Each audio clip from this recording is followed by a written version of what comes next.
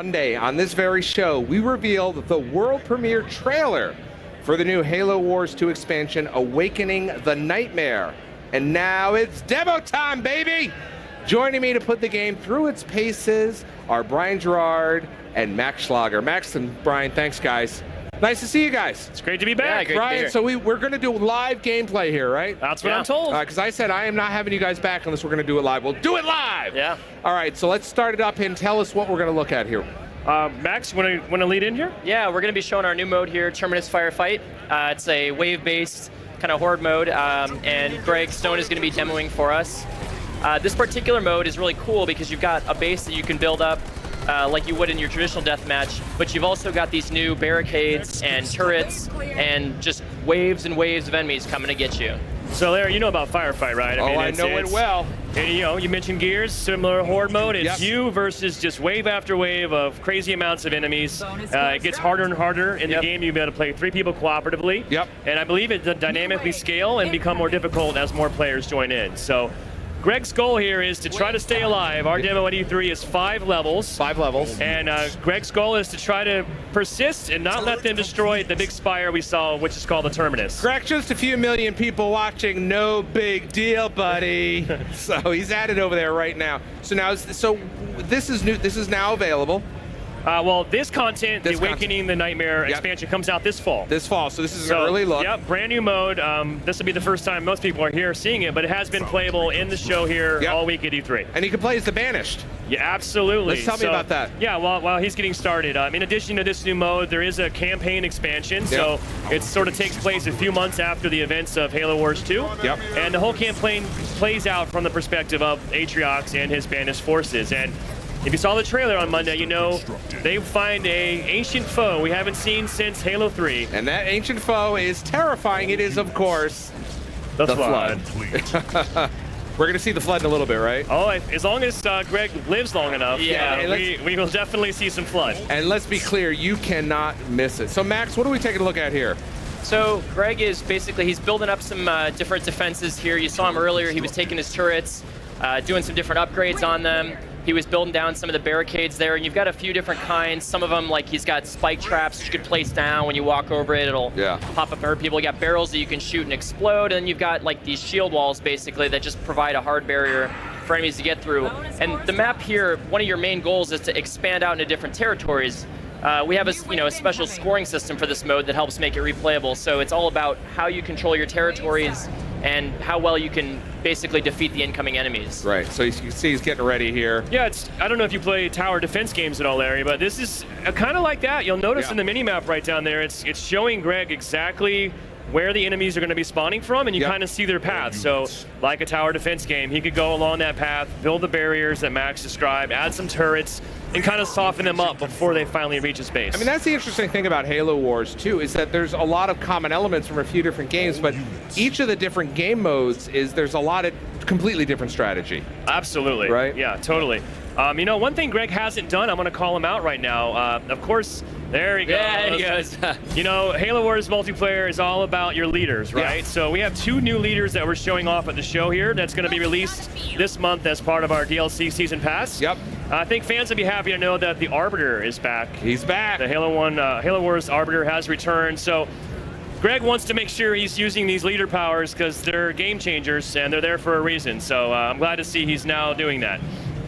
Yeah, and this in particular, every time we do a new leader, we're trying to do something that changes up the game style, changes up the way that you might play. So for the Arbiter in particular, he's got a lot of abilities that center around this rage mechanic. And so as you use leader powers, they stack up and they make your units stronger. Right. And it lets you use them more often. So it's really all about just kind of bringing in more constantly. And so hopefully Greg will have an opportunity to show that off on some of the bigger waves that come in here. We saw we saw a lot of the defenses, but can you really outline line by line some of the new defenses we can expect? Yeah. So basically, you start out, you've got a main base effectively, which you could still build your turret spots on an upgrade. Once you go a little further out, you could see these little wall segments here where you could basically build barricades. Yep. The barricades are different for UNSC versus Banished, so different advantages. Yep. Some are tougher, some are a little bit, they provide more mobility for your troops. And like I said, here he's got kind of the 3 different templates, some that are more effective against incoming melee units, some that are just straight up shield walls. By the way, I love the fact he's waiting for the next wave here, and he's like chatting with the fans. There we go. And here we There go. So now we're going to see how well some of these defenses work against the Flood, who starts walking in.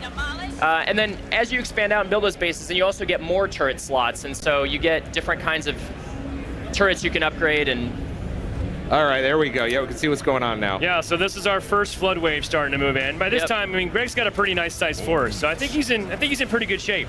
Also, I should just mention for folks that may not know, this game obviously looks awesome on Xbox One S. An HDR update was released with our last patch last month. Yes, it was. Also runs on Win 10 at 4K resolution. Looks stunning. So. And it also supports Windows, Xbox Play Anywhere. Yep. Buy it once, play it on both platforms. Your progress in the campaign goes back and forth. It's delightful. So now things are heating up a little bit. Yeah. I think Greg's doing. There he goes. Now he's starting to bring in those leader powers.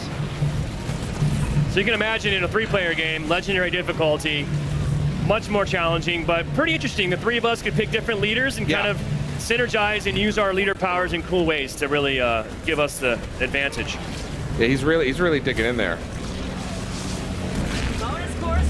How close? So the wave is kind of coming to an end here. We can see the enemies coming in. Yeah, you see at the upper right there. He's right now in wave 4. This demo will go to, well, there's 5 waves, and he's infected 47 out of 111. So right now, we just got that notification. Wave 5 is about to start, which features the Abomination. Max, what's the story of that guy, by the way? Yeah, so one of the cool things about the waves, too, is we're going to have these basically boss waves, these mini boss waves, where you get some really big, heavy units coming in to attack you. And in this particular wave, we've got a Flood Commander that's going to come in, and he's a really strong melee threat and surrounded by a bunch of his minions there. And so he's going to come in, and you'll see that's going to put a lot more strain on Greg's defenses and his forces, so he's got to really make sure his base and his powers are ready to go. Let's kind of dig in.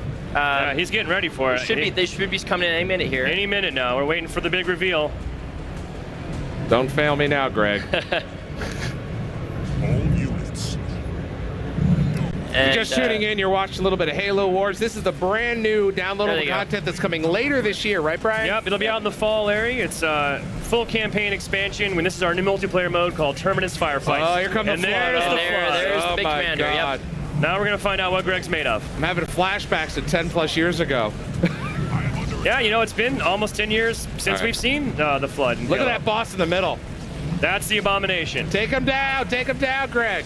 So one of the things he tries to do is pull these units across these different defenses that he has. He's trying to lead them on a little bit. That's right, yeah. God, the way those Flood swarm is unbelievable. Yeah, they're not that powerful in their own right, but once enough of them get on top of you, in typical Flood fashion. Absolutely. All right, because he's going after the boss now. Yep. He's going to try and get around, and the bosses are always going to go after your Nexus. That's the home part of your base you really got to defend, so that's where he's moving towards. Yep, it's coming down here to the final. Greg's already got 224,000. That's pretty good. Yeah, I mean, that's one of the cool things, too, about this mode is there's a lot of different factors that play into how you score in the mode. So you can choose your difficulty. That's kind of a multiplier. You've also got bases, and as you expand out, that increases your multiplier. If you lose them, it goes back down. How quickly you defeat the waves and, how many enemies you can destroy at any given time. All that factors into how you score. I don't think this guy's even going to get near his spire. He's just kiting him. He's kiting him around like an expert. He's doing a pretty good job here. I feel like he's making this look easy. I mean, that is the caveat. We did make this a little extra easy demo for the show here, but at home it's going to be certainly more challenging. Congratulations, Greg. And I think that's about it. Greg's going to do it. Apparently he's playing easy mode.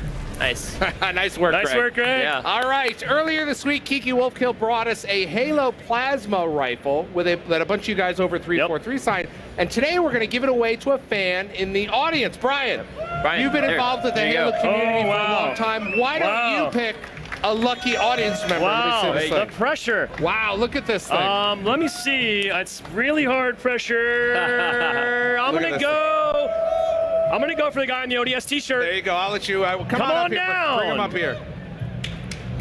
I don't know how TSA will respond to this, but you're on your own there, buddy. Nice to see you, man. Take there you this go. thing. This is yours. All right, we'll let you. Hold on, don't move. Oh God, boy. All right. Thank you to Max, Brian, Greg, and what's your name? Dustin. The Awakening the Nightmare launches this fall, and now.